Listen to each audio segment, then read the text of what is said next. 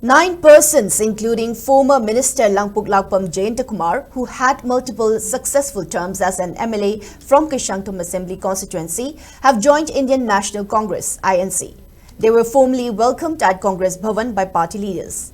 Among the new members are O. Roman, who previously contested on an NPP ticket for Singjamei Assembly constituency, former Zilla Parishad member A. Kendra of Kurai Assembly constituency, social activist L. Dhiren, Andro AC, and several former councillors and activists from Singjamei AC, such as L. Gyanendra, R.K. Sachi, O. Nilachand, and L. Roman.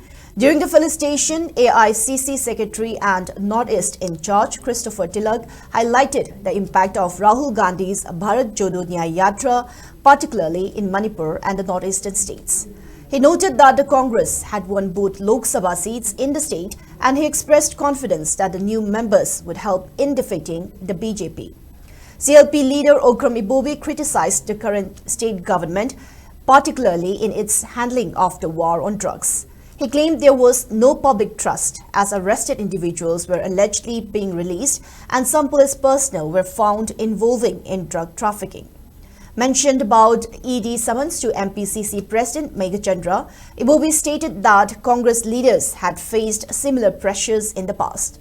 He recounted his own experience with central agency investigations and emphasized that such tactics would not be fruitful.